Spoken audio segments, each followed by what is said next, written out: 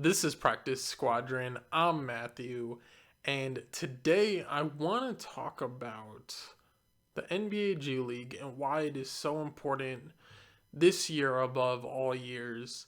One, that we have an NBA G League and what kind of, impact it's going to have, what kind of interest I'm having in it, and why this is going to be one of the most interesting years for the G League in G League and NBA history. So buckle up, get ready, and just sit down and listen. So pretty much, getting back into the podcasting, I want to do it daily. As you can see, if you're watching this on YouTube, and if you're watching this on YouTube, this is available on mostly all of the streaming platforms. And if you're listening, thanks a lot. Check out the YouTube channel, Practice Squadron. And this channel and this podcast, it started with the YouTube channel, and I've kind of grown. And every couple weeks or every month, I want to bring something in, to just make the videos more enjoyable. I've learned, with every passing video that goes on. And so this one, I've had this mic for a really long time, but I never had a mic stand. So the review on this is coming up, and then also like the pop filter and all that, and then also the ring light. If you follow the channel, I reviewed that. But just to thank you guys just off the bat, because without y'all, I wouldn't have been just given the courage or the know-how to, okay, maybe this video didn't look good or this podcast didn't sound good. What can I do to improve that? And then it's just, it's those views and those comments that definitely help and everything like that. So thank you all. Like I said, this podcast is available pretty much anywhere: Spotify, Apple, Google, and then as well as the YouTube channel, Practice Squadron. So I want to talk about the NBA G League. This is more of a rant. I'm probably going to do a follow-up podcast and video on it, more when the season starts. But just straight off the bat, if you're an NBA fan, I'm sure this has affected your team. I think it's affected pretty much all of the NBA at this point, about games being postponed due to COVID. So I want to talk about the new G League team, the Ignite, that I guess is supposedly in a regular, type of environment, is going to be in California. But this Ignite team, if you haven't been following the NBA and the G League and NCAA, basically it's a way for the NBA to try to kind of get rid of the one and done rule, in a sense that they want to take some power away from these colleges. So basically what they're going to do is they're taking high school, prospects, right? And they're going to be paying them upwards of $500,000, which is pretty significant, honestly. $500,000 to play basketball, right outside of high school. And they're going to put them on a G League team, and it's going to be a team, filled with these prospects. And basically what it's going to do is, one, I think we're really going to be able to see some, what kind of level these players are going in from high school to, like, quote unquote, the pros. Because, I mean, no matter what people want to say, if you're in the G League and you're making some sort of money, you're kind of a pro. You're not like a pro on the sense that, making millions of dollars, but if you're getting paid to play the game of basketball, you're a pro, So I think that that's going to be interesting, just due to the fact of, like, what are these players going to look like if they don't go to college, right? Like, is college, in the basketball sense, is it really needed if the NBA is going to start investing monetarily and with resources, these players going in? And we've seen it in the past, like, I would say 3 years of a lot of players are trying to, duck college. We see LaMelo Ball going to Australia to play. He was playing overseas to begin with, And then, there's other players that are just escaping me in the moment. Um, I mean, they usually don't end up being high picks, but they do end up, getting drafted. And I think that could be pretty interesting, when you take all the things away that these players really don't care about. They don't care about school most of the time. They don't care about going to class. All they want to do is work out and play games. I want to see that, if you take those distractions away from them, and I'm just going to call them distractions because quote unquote it's distractions for them, how is their game able to progress, especially when they're around other players, in the same type of system, getting paid the same so you don't have to deal with all these, crises of, not having enough money and things like that, and just strictly focusing on basketball. And I think that's going to be pretty interesting. And what's interesting to me is I want to see the G League evolve more in that sense. In like, so for me personally, I don't watch college basketball. I went to a school that had a very small D1 program at UTSA.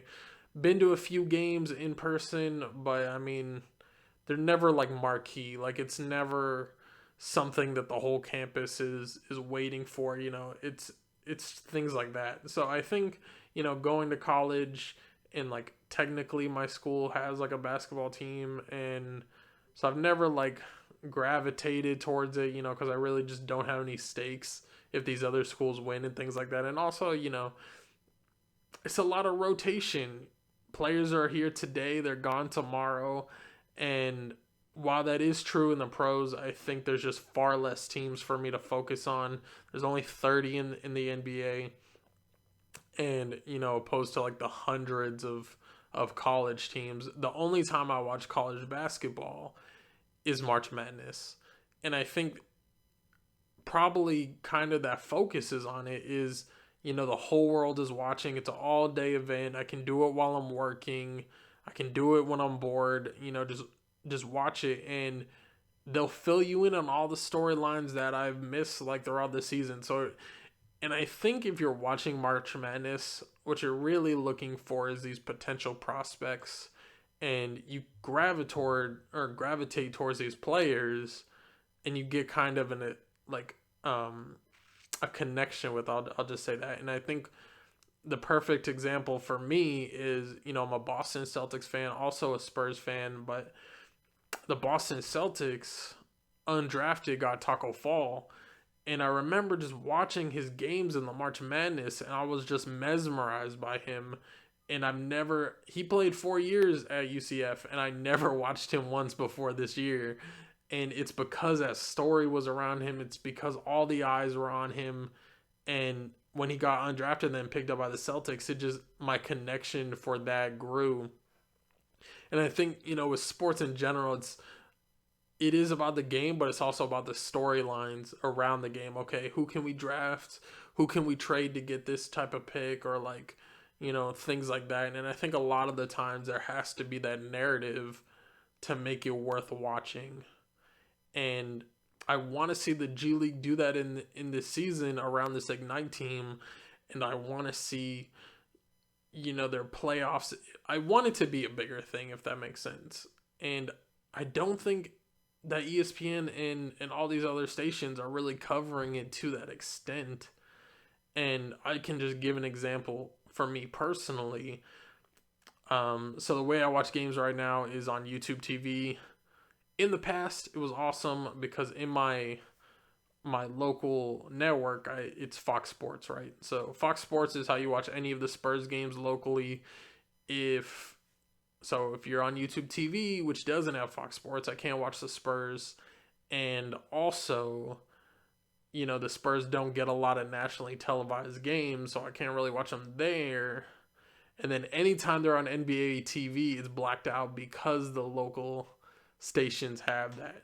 So if you're like me and you want to follow some capacity of your team, the G League this year could be a pretty good option. And, all those games I believe are available on Facebook or NBA TV. And And I watched it last year, and I didn't watch every single game, but there are just prospects that you don't see in your real NBA team that never get to play. And I think the Spurs are a really good example of that last year. Is we had Drew Eubanks in the G League, we had Keldon Johnson, Lonnie Walker was spending some of his time there, Luka Samanic, and you never got to see those guys play in the NBA except when the bubble came around, which is going to get to my later point. But it's that outlet that you can watch your team, some capacity of your team, but also the players that you can get invested in, and you can create those storylines. You can create that momentum for them that can propel them to, when they transition to the real NBA, you're already invested in those players. And I think it's a really good outlet to see pros and to just have that one next level of your team. So as far as the Ignite goes, I'm really excited for them. I want to see what the transition will be from both them going to the G League, how they're playing, and then when ultimately draft day comes, and we'll see how these players are going to stack up against the colleges. Do I think that a G League player is going to go number one? I doubt it. Do I think one will go in the top 10? I think one will. I think a few of them will go in the top 30, and then we'll see.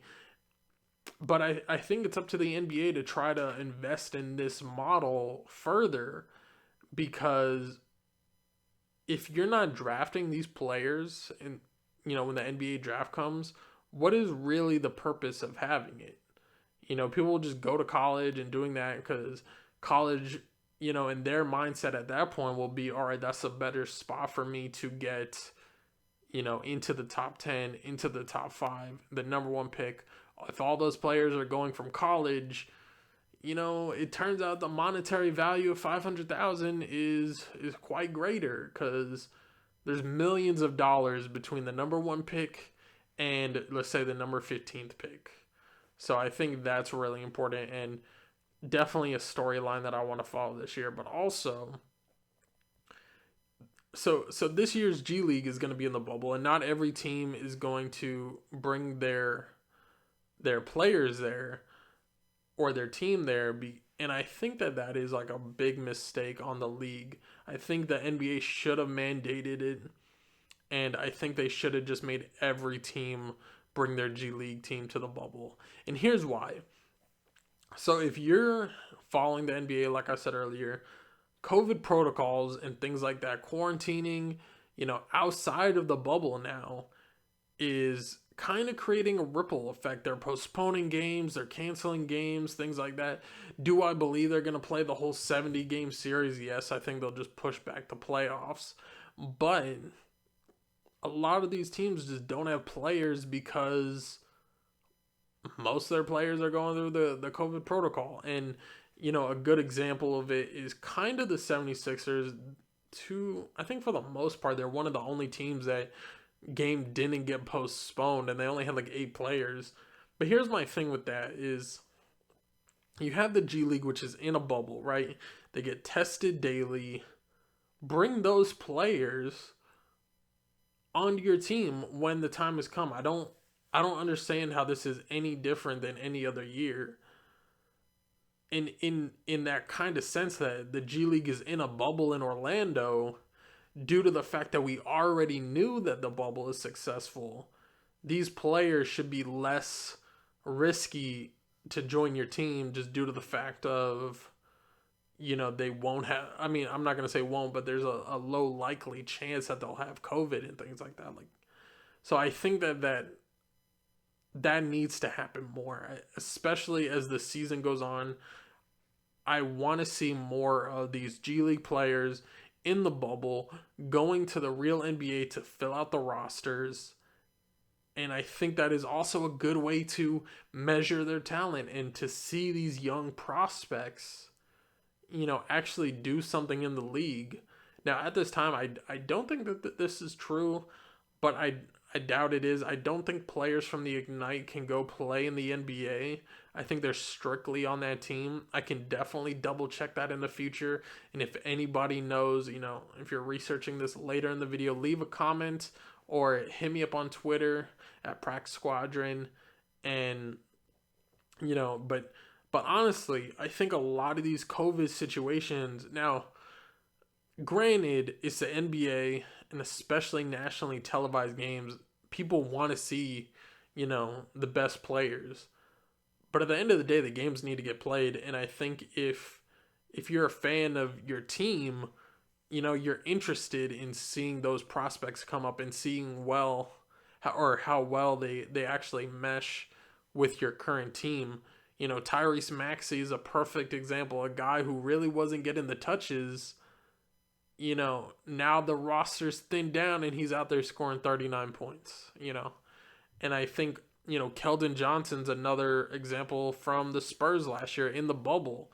And their roster got depleted due to COVID and opt-outs and things like that. Keldon Johnson comes up from the G League, him, Drew Eubanks, and they were stunning in the G League. Did they go to the playoffs? No, but they elevated that team. And look at Keldon Johnson now. I think he's not the top scorer on the Spurs, but he's like in the top 3.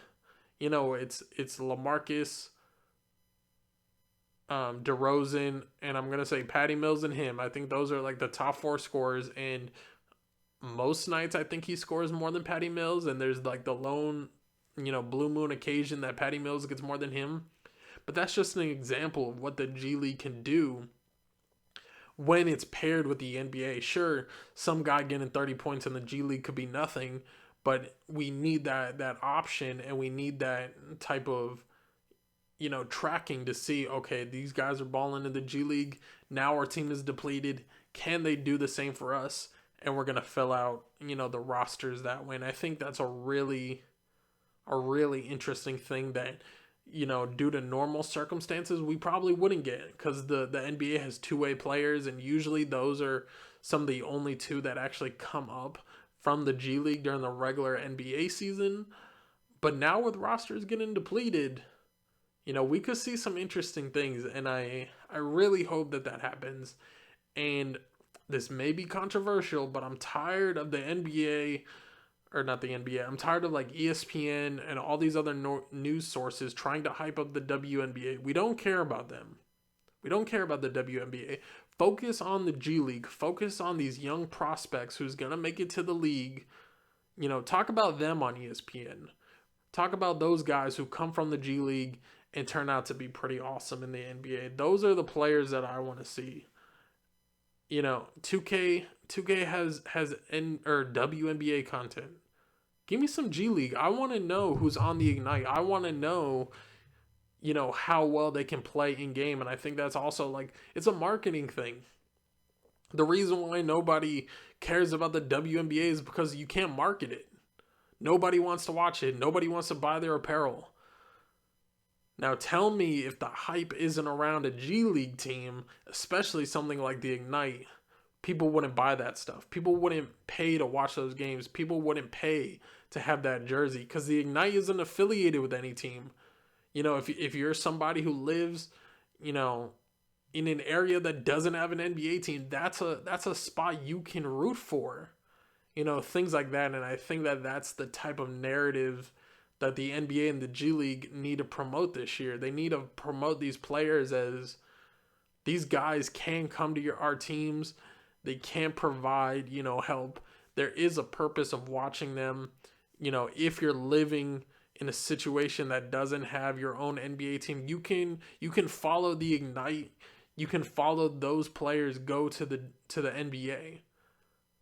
And in my sense, there's more stakes at that than watching college for me, because not all those players are going to get drafted on a college team. Do I think all the players are going to go to the NBA from Ignite? No, but I think that if the NBA created that narrative, it'd be more interesting for me. Well, guys, that's just what I wanted to talk about today. Tomorrow I'll have a different topic for y'all, but hopefully you're watching the videos on YouTube and you're checking me out on these other podcasting, like I said, Google, Spotify, Apple, it's all there. Definitely leave a review in the comment section if you're on YouTube. Hit me up on Twitter, and yeah, and hopefully I want to see y'all follow this G League like I am. So in the future, I'm probably gonna do some update videos when the season starts. I believe it's February 8th, so kind of right around the corner. And yeah, I don't know. Peace.